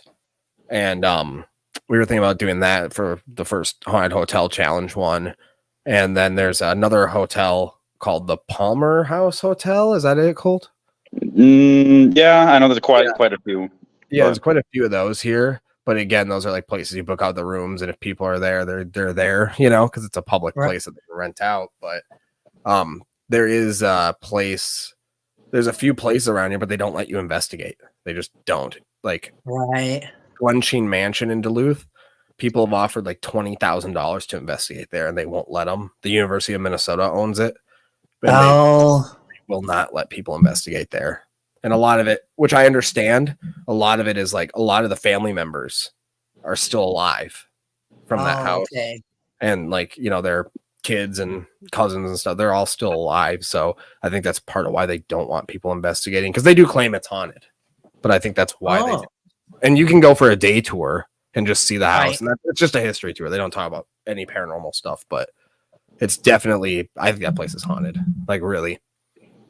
And then there's a ship in Duluth on the harbor. It's like docked forever now, I think. But it's called the SS Irving. We're trying to talk to them right now and see if we can do investigation on the ship, because I'd really want to investigate a ship. I think I've heard of that. I'm pretty sure I've heard of that. Yeah, it's a very famous one. I know that. Yeah. So yeah, that would be pretty interesting. Yeah. Same here. We've got a lot of places around here that actually nobody investigates, but then some you run into like, you know, no, we can't let you because of insurance reasons, or they, you know, it might belong to like the county or whatever, and they don't want people in there. And they will open up like once a year for some kind of stupid tour, but you know, you can't get anything done on a tour. Yeah, they're like group tours. It's $80 a person, and there's like 1,200 people there or something. Like, So how are you not going to get nothing unless you wander off on your own somewhere on the sneak? The SS Irving. My cousin Liz in the comments there, she said she wanted to investigate there so bad, and she had a paranormal experience there with my mom and my sisters. And that's what really got me interested in that location.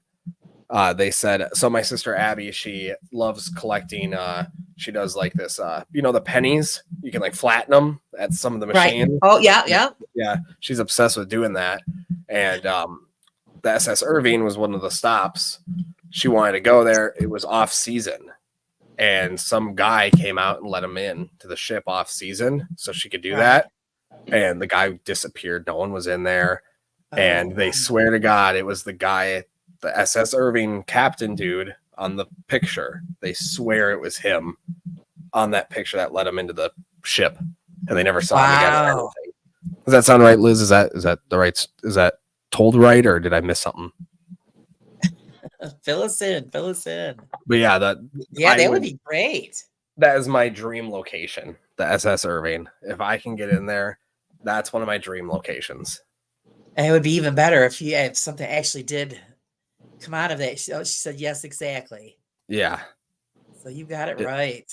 Especially on a ship. Oh, it'd be so cool. Oh yeah, you'll keep us posted on that one. Oh, I will. I've been messaging them back and forth and stuff, and it's a weird one because no one's ever investigated an overnight there, so it's a weird one to try to do. So you got to turn on the charm. Turn it on. Turn your Tyler charm. I don't know what more that I have left in me. Get that charm ready to go. You got to get in there. That would be great. So as far as, okay, like I said, I know you guys don't like to tell what you're going to be doing next, but can we have like just a little tiny bit of what is next on the menu for you guys? Like investigation wise, or what we're posting? Investigation wise. Right now we have absolutely nothing booked. We're working on doing the Haunted Hotel Challenge thing, and we're going back to the Boyd House, and we're gonna be doing a live stream there too.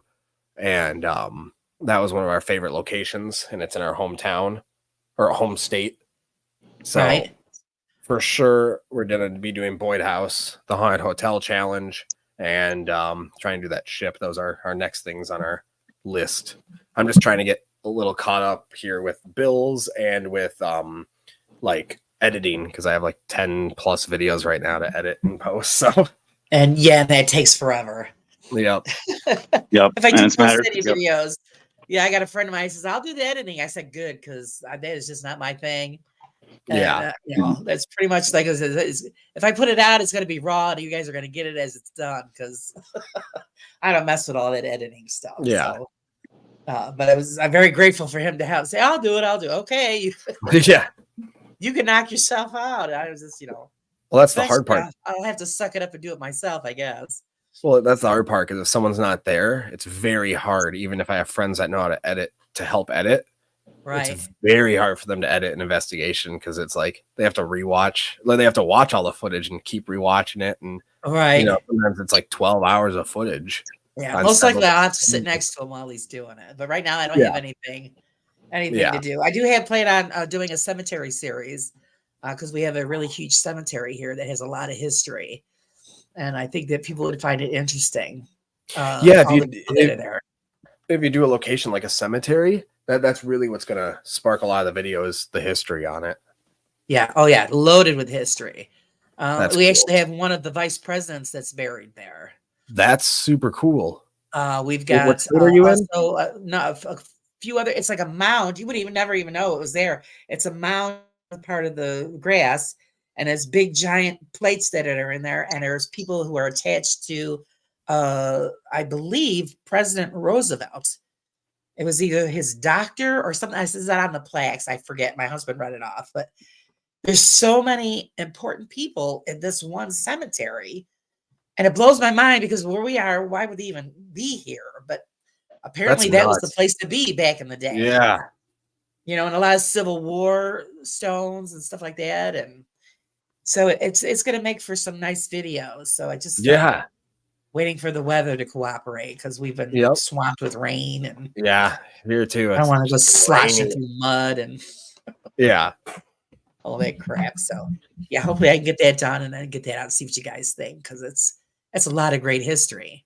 Yeah, I'm really interested in that one. That'd be cool. And that's why I love it when everybody puts stuff out and they give you know, the historical references in the beginning of the video. Yeah. And I just think it makes your investigations more enjoyable. Hey Ron, next time you go live, I will join you. If that's girl, you could join. Anybody is welcome. The door is always open for everybody. So, and and of course she does. You worked at a cemetery, right? I believe she does. So we can get some juicy stories off of her. That'd be cool. So yeah, that would be great. Yeah, anybody and everyone is always welcome. There's no set time. I throw out, invites, and if anybody gets back to me, then I book you guys, because like I'm my little channel and everything. And who the hell's this chick? And of course, you don't know I'm a woman until, I'm just kidding. Until you see me. I'm kidding. Side, they're like, "What the hell?" And then they realize, because your name like, before wasn't your name just Raw Paranormal before? Was that? Yes, and I had to change that because somebody else on YouTube, it was similar, and it was getting screwed up. Oh, so thinking, okay. Yeah. How can I change this so it kind of separates me from the other channel? And I just spit it out, Raw Side, because pretty much that's what it is. It's real and it's wild. It's the side of it. That's what it's all about. So they just stuck. Yeah, and that's cool though. I think everybody pretty much likes it. Yeah, it's a good name. I like it. So thank you. Just like like yours, Nightmare Nation. That just is great. So and like I said, it leaves that door open. Yeah. Whatever that you're going to get into. And I like to do all of it. I like to, the UFOs. Like I said, I'm trying to hook up to do some Bigfoot stuff, because you don't know what's out there running through the woods. And I'm interested in what entails the investigation. How do you go about searching for something like that? Well, yeah, actually, we're trying to do, because we don't live too far from it. I think it's like 3-4 hours from where we are. we're trying to do the Dog Man, is where he's Oh, from. I've never heard that. Yeah, the Beast of Bray Road is what its official name is.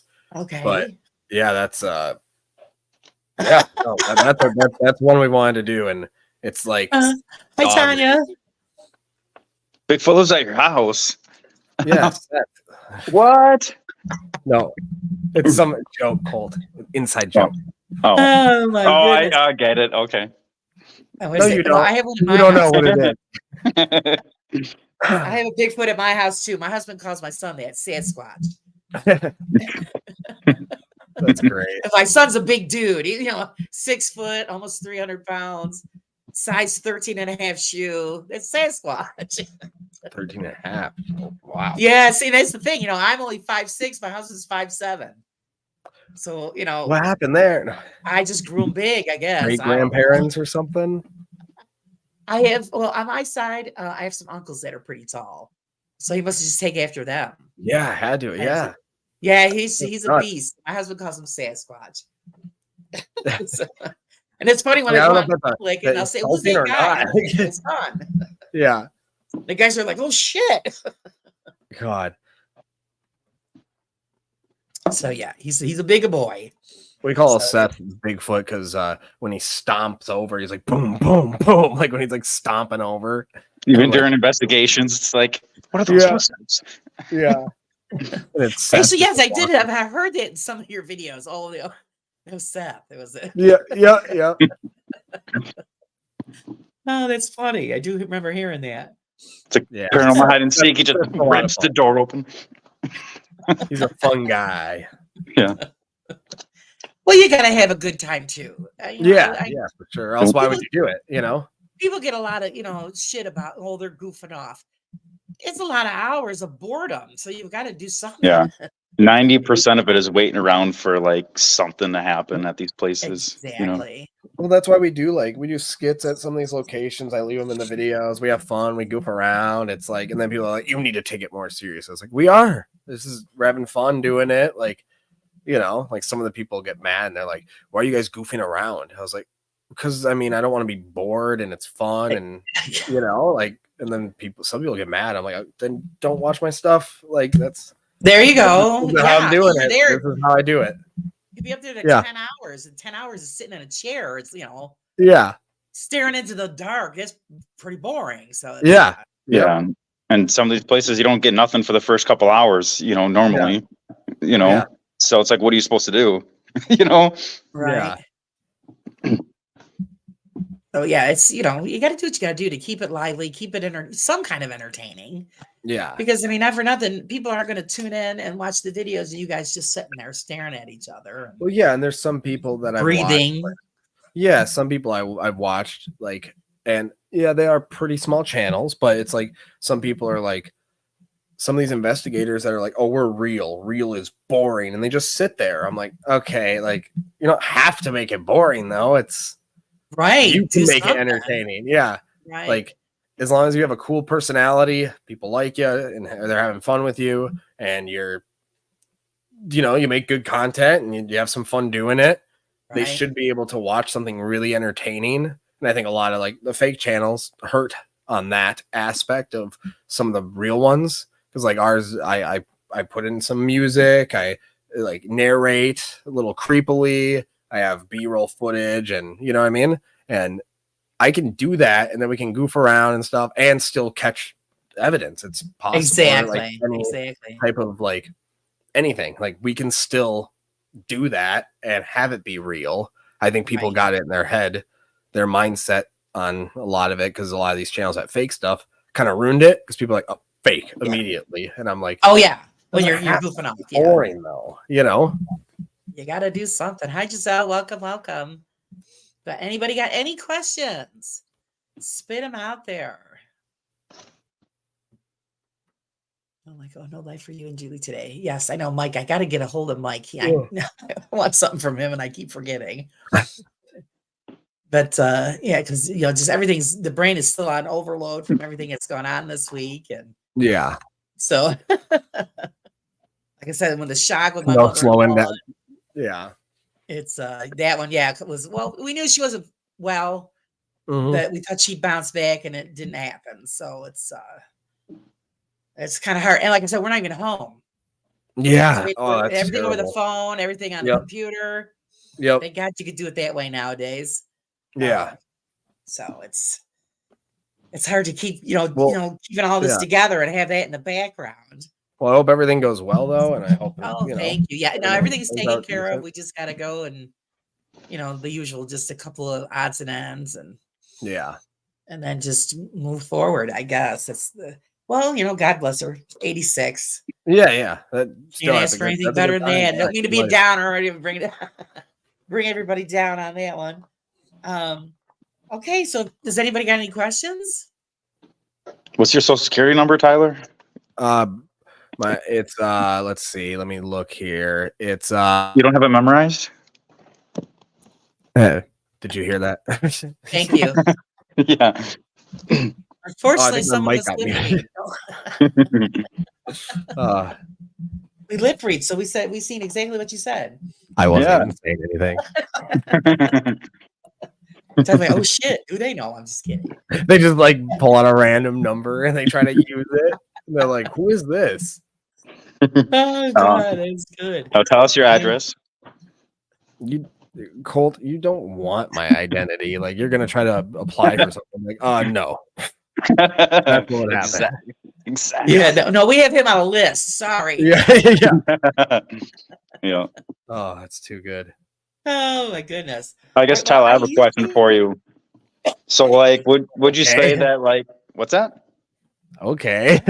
Yeah. So, like, I'm curious because I know you said you're like on the fence, but like, that gymnasium, like where you heard the footsteps, did that put you more like in one category over another then, or no? So, like, did you more believe that night? Like, so I can say it out loud, or you? Because I think we've talked about this before. Like, Yeah. you're just trying to bring it up in a question, or I'm actually curious if you still think that, like, no? It's that one of those moments that I was like, oh yeah, this is all real. But then I get home and just hanging out and watching TV and doing stuff at home, normal daily life. I'm like, no, ghosts aren't real. Like, yeah, that's why I say it's on the fence all the time. Just yeah, it's I think paranormal is most of the time always going to be opinion based, really, because I don't think we're ever going to get solid proof unless somebody gets a ghost coming out like punching the camera and you can see it and it's confirmed and it's reliable people and scientists study it and they're like, yeah, this is the explanation. There's other than that, because obviously people have been around for hundreds and thousands of years and there's still no proof, like solid proof of it. And I think it's one of the things that'll never ever be provable or disprovable. Yes, people can debunk certain things or certain equipment or certain videos, but I don't think paranormal is debunkable or provable. I think it's all your personal experience and what you get, and it's a hard one. It really is. And that's why people investigate, or else these channels wouldn't exist. People doing ghost stuff wouldn't exist. It's always going to be something researched. And I think it's like that with a lot of things, like Bigfoot and that, like stuff like that is all aliens. It's always going to be researched, right? And it's a weird topic on saying, do you believe or not? Because that's so vague that I don't think people can answer that, Yeah, I guess it kind of depends on like what convinces you that it was a ghost versus not too. Like for me, equipment going off doesn't, whereas like you might say like, oh, music box went off. Oh, it's a little bit more convincing, but then I look at it like, no, could be malfunctioning in the music box, could be this, could be that. You just never know till you look at it. You never will know. That's the thing. Yeah. I believe like at the Sally House, I believe we were communicating with something with the music box, but you and maybe other people could be on my side of it or yours. It's you're not going to be able to debunk it or prove it. They're just not. Right. From the experience I had, you can debunk certain things, but the experience I had is my experience. There's no way to say, oh, you're wrong. Like that's correct. Right. I What just did you try to appreciate. do to debunk the footsteps sounds? Did you? Well, we went around and tried running around and tried recreating, tried to see. I lined up all the footage and saw where everyone was at that time. Seth was way down. Like, there's no way he even was close to making it, like, close to the gym, and everyone else was on like the top level. So no one was around. We checked for like stuff, maybe if there was like an opening in the ceiling or a hole or something. Right. They're really, it's an open gym. It's an old school, but there's like nothing really in the place. So it's kind of like what could have made it, really. Right. You know, And see, especially like, did it have, like, in our days, gymnasium floors were special wax floor. wood. It wasn't just, that wood. So Yep, that's what it was. that was the only wood in that building that was like that was in there, correct? Yep. And the stage, there was a stage in there, but like the stage, like it was a different type of wood. It wasn't like waxed or anything. There wasn't, I don't know what it could have really been. So we looked around, tried to recreate it. Other than that, what else are you going to do to try to debunk it? Like, right. What could it have been? Because that makes a distinct noise on a gymnasium. Sneakers on a floor and feeling the floor move. What else could it really be? Right. Like, there's no way it's a mouse running and making shoes squeaking on the floor noises. Not where you're gonna feel it anyway, right? Yeah. So unless if it is, it's one hell of a mouse. You better get the hell out of there. Look over, it's like huge. I'm like, I'd leave. Prehistoric mouse come running at you. So that's because it does, like I said, it has that distinct noise. Yeah. And if there was other flooring in the building with that, say, because then you can say, it's somebody else in another room. Yeah, no. But usually in places like that, the gym was the only one that had that type of flooring. Yeah, a lot of the places, like the place Seth was in, I believe it had just like the carpet, like the really thin, like school carpet, Right. There's no way. I don't know what it could have been. Yeah, but I appreciate the fact that like we never like say in our videos like this is 100% proof that a ghost like did it or anything like that. So like I appreciate like your approach on it, Tyler, like where you're like, I mean, it's not 100% evidence like of a ghost or anything. Well, I leave it up to people to decide. Yeah, I like that aspect. Versus like it was 100% proof. And this and that. Yeah. So.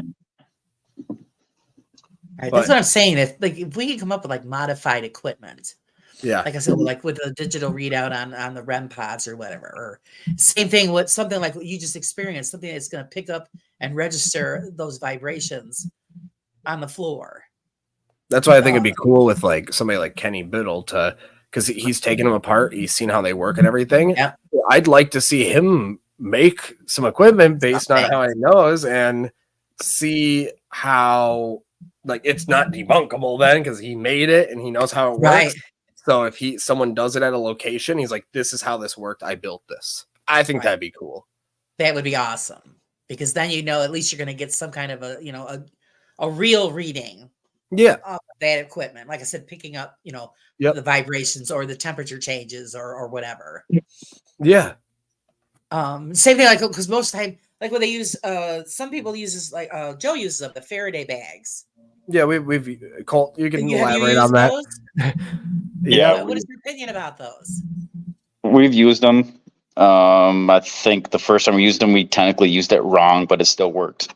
yeah, it still worked.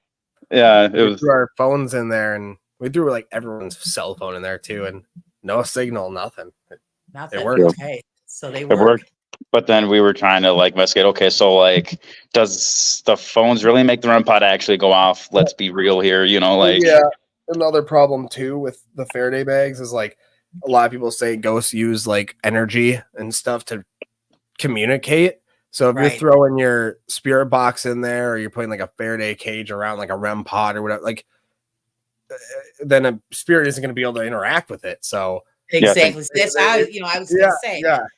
How is their energy going to penetrate? Yeah. And so like, see, and those are just, I think it's just a way that people can like use whatever argument they want to their advantage on whatever way, Because like you said, it's supposed to block the outside, energy. Well, The spirit itself is an outside energy, so how is it going to penetrate? Yeah, because I was gonna look into like a Faraday tent, which is kind of nice to have, but like it doesn't really like. It's a Faraday tent is extremely expensive. You're looking at like 15 grand for a Faraday tent. Yeah. Oh, holy crap! And I'm like, that would be insane to have, because then the ghost would be more likely to probably be able to walk in it. Be like, all right, we're gonna set up this tent, come in here. We're gonna put it. You're not gonna be able to escape it until we take it out. Whatever. This is put it like in a big metal trash can or something like that, where like you could argue that like a ghost isn't gonna be able to go through that. Hey, Dawn. Yeah. So there's just so many questions. Like I said, and Joe's the only one I've seen use it. Yeah, we used it. I think we used it before Joe. Yes, you did. You stole our idea. Just kidding. Just kidding. Not really. No. Well, Joe was the one that was like, you could still get a signal through the Faraday bags. So that's why I was like shocked that he was using it. But right. I mean, good for him. I mean, I appreciate that he got some Faraday bags. But he brought up that it's going to be a weak signal still because they're so like cheaply made and stuff. Oh, depends on the ones you get though. Yeah, it depends on the ones you get. So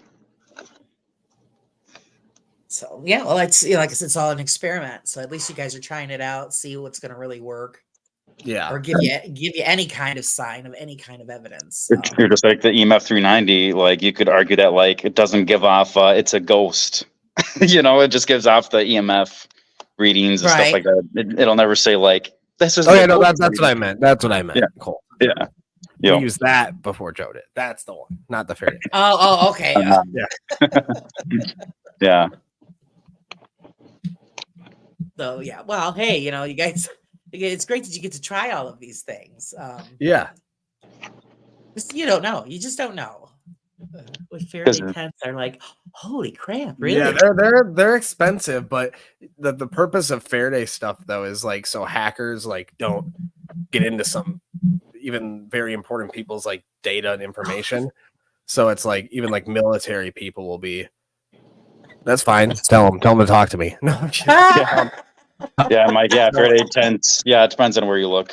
It's for like military, so the like the Marines and stuff and special. Wow. Don't get hacked into and people can't see through it or use. That's what they're for. Yeah. Holy crap! What are they made out of? Metal. So metal? It'll block any type of signals coming to you. So like metal fabric, like how do you? So like if you were to get a Faraday tent, go in it, close the door, you shouldn't be able to get a phone call or anything. That's how it should work. Right. There should be no like radiation, nothing, like no electromagnetic fields or frequencies. Like you should be able to like not even like do an Estes really technically. Like it should be that good. So and that's why I think it'd be a good experiment. But then it's like when it's 32 grand, like Mike says, you're starting to get a little pricey on these ghost adventures. Exactly. Yeah, and I don't see anybody, renting them out. Yeah. Like the bag, Joe's used the Bel Air House he brought. Use a homemade box and didn't bring it in, and we just used the bags. Okay. Yeah, Joe double. Oh, okay. Yeah, so he had a box. Okay. But it's also again with that argument, like, then maybe spirits can't get through it though. Like, same thing like that. They're like, well, if you put it in the Faraday bags, like if you drop it in there, and it shouldn't be able to get any signal, so no words will come out. So it debunks the spirit box. I'm like, no, you're blocking everything. How could a spirit even talk through it then? Right. That's the question. How are they getting through? Yeah. Joe double legs it. Yeah. Yeah. I know when I first got him, I was like, this is a great thing to have. But then it's just like, then you look at the other side. It's like, yeah, you could argue that like a ghost doesn't like that or something, or they don't have the capability of going through it. Yeah. Going through it. Yeah. Just like us, like you couldn't be able to go through a metal trash can without taking off the lid type of thing, Yeah. Yeah. So it's just. Ooh, how the hell would we know if it worked or if it didn't work or? Yeah. Yep. If anything, I mean, it proves the Faraday bags work. You know what I mean? Yeah. and blocks everything else. Yeah. But then actually, not for nothing, instead of using it on, like you said, like the paranormal equipment, use it on, putting the cell phones away. Yep. And any other devices that you have that you're going to bring with you, bag them up so that you can say, okay, well, that didn't cause, the REM pod to go off or, interfere with, the spirit, box or whatever. Yeah.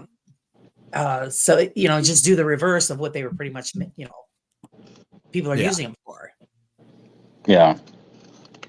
Or at the Sally house, right? Like when we found out about that lamp that was giving off electrical frequencies or whatever with the EMF 390, that was kind of interesting, to where we're like, well, let's not investigate in that room.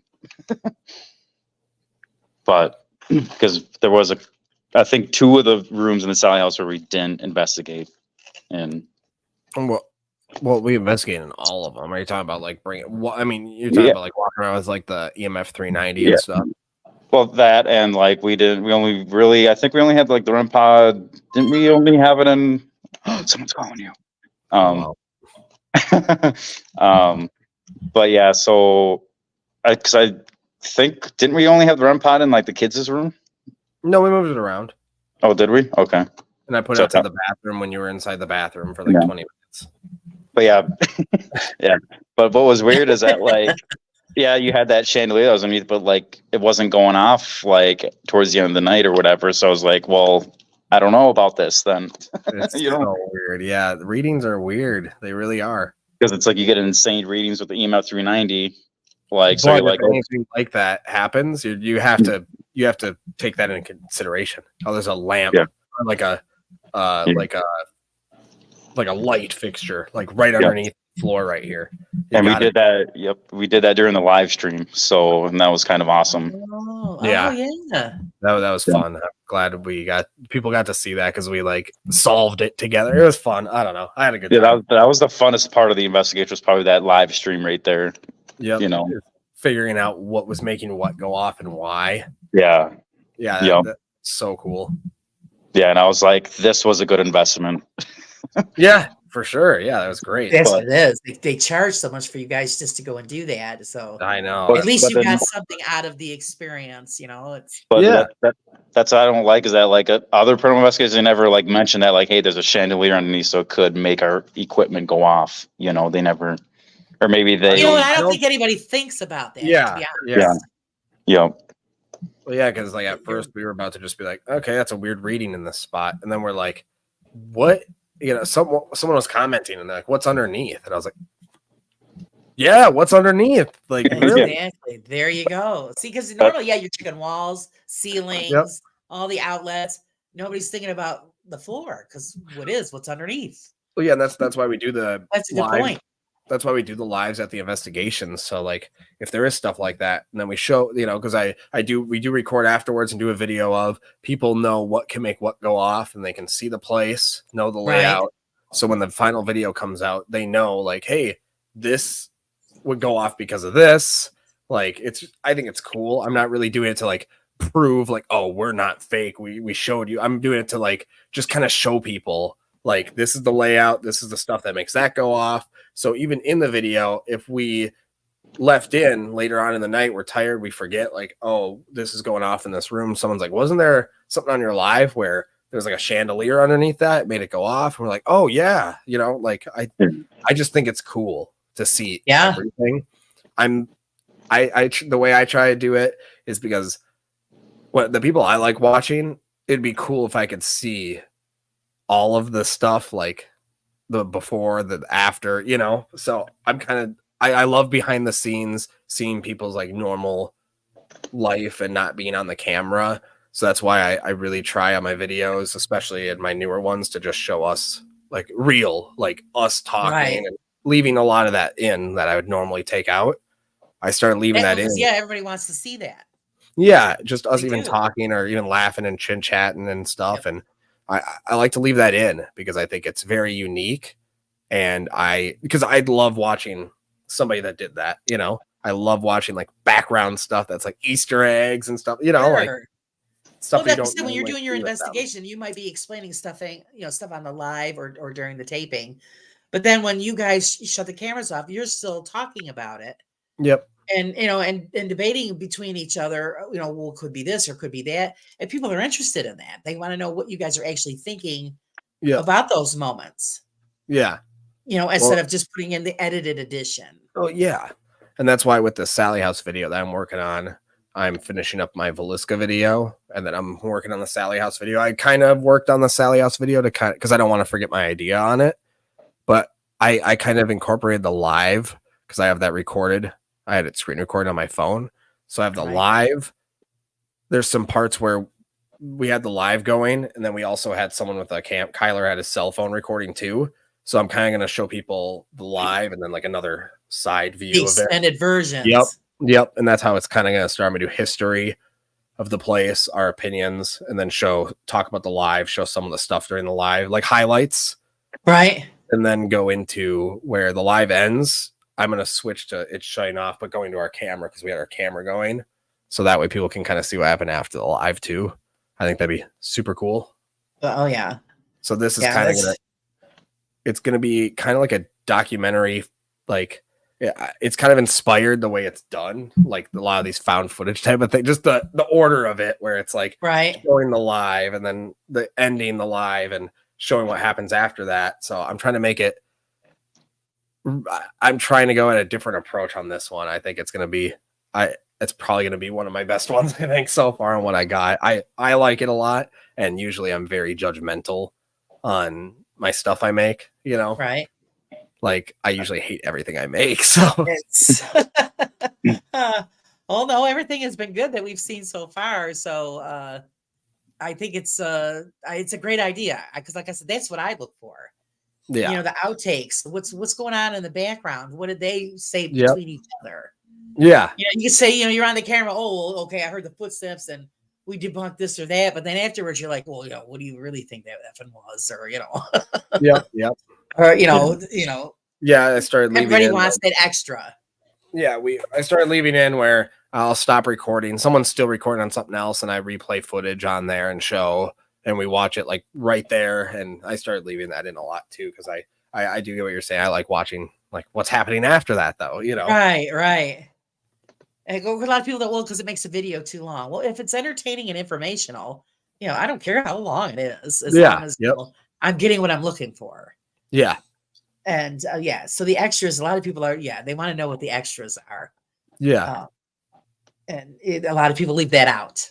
And I think that's an important part because they're getting your perspective after the whole thing's over with and you guys are sitting in your discussion. And people are nosy. They want to know what you're saying. Yeah, they for sure. Yeah. Too. So, and so we can't wait for that to come out. That's going to be great. Yeah, I can't wait for it to come out either. All right. Well, let's get to work on it. Does anybody have any other questions? Everybody's been really quiet. I think they're just listening to us run our mouths. So usually we don't have anything good going on. So I usually end the program with pretty much I call it the 6 silly questions. Okay. Everybody gets it's kind of questions that you don't think about. Okay. And I shoot them out there. All right. Question number 1 is, what's your favorite swear word? My favorite? All right, Colt can go. His or mine? You each give an answer. Can I say it on your StreamYard? I don't know. Can I? You can say whatever you want. Go. Oh, God. Why is this so easy, hard? is it? I'll just the probably just the F word. Fuck, I guess. The F word. You heard it here. The F word. Well, it's the tie between that and the CONT word. Okay. That's why I was like, can I say it? But I never really would ever call someone that. So. All right. Oh my goodness. Yeah. Tyler? Probably I'd have to go with twat or the C word. basically. Yeah, those two. I yell that all day at work at the freight. I love it. Everybody always picks something different. It's great. What's your favorite C word? Or sorry, not C word. What's your My favorite favorite C swear word? word? Swear word. Even though a lot of people don't hear me swear, I do swear. Yes, my favorite swear word is fuck. Oh, okay. The F word is The out F, there. the F word. F bomb flies out. You know, when I'm You- not using the filter, that's what's coming out. You copied us. Just you said that. Let's see, your least favorite word or phrase. My least favorite phrase is when someone says what really grinds my gears. That is what grinds my gears. That's a good one. Yeah. I don't really have one. I'd have to think about that one. I see nobody thinks about these things, so you're trying. Yeah, I never thought about it. It's probably just like people that like are trying to like.